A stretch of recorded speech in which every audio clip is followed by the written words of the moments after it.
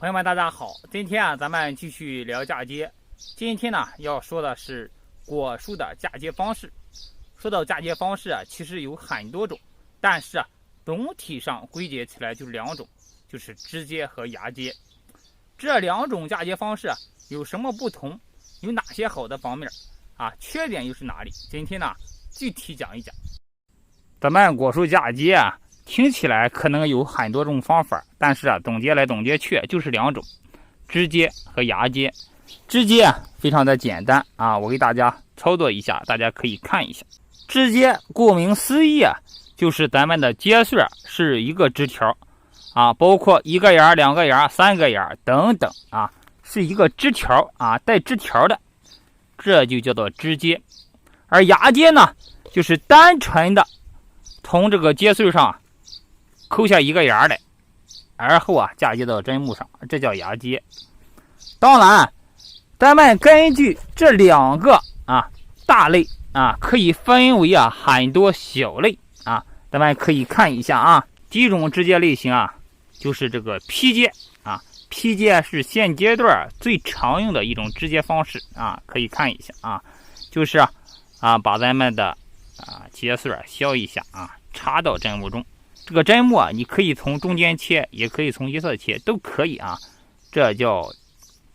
披接。再说另一种枝接方式就是这个切接。切接也可以把它认为是披接的一个变种主要用在咱们这个针木比较粗的时候可以用一下切接，就是从这个针木的一侧嫁接。因为这个针木比较粗你如果从中间的话比较难嫁接从一侧也叫切接枝接的方式还有很多种你比如说这个插皮接还有这个蛇接等等都属于枝接当然我也不用挨着给大家做个演示了，大家做一个了解就行。这些方法都属于枝接现在再说一下枝接的好处枝接的好处其实非常的明显咱们采用枝接嫁接以后这个接穗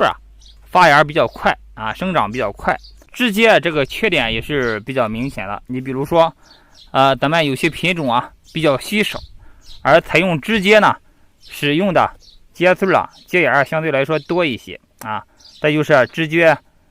相对来说操作要比芽接更难一些所以说咱们普通的种植户或者是普通的爱好者，咱们尽量的采用芽接。现在呢，我再给大家演示几种芽接方式。芽接就非常简单了，咱们比较常见的芽接方式就是有这个扦芽接，大家可以看一下在这个针木上削个切口，然后把这个芽贴上包上就可以还有咱们说过的这个方块芽接也是属于芽接，也是操作非常简单。芽接的优点刚才大家应该也能看出了，第一个就是操作比较简单，第二个芽接它用的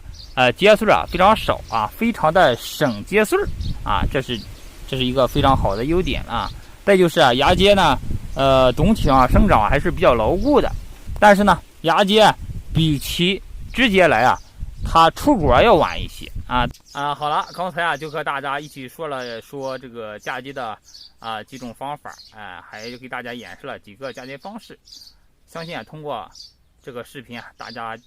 对嫁接有一个更深的了解在以后嫁接的时候可能更得心应手。好了，今天的视频就和大家分享到这里。如果大家觉得这个视频不错的话，可以帮忙点赞转发加个关注，谢谢大家，再见。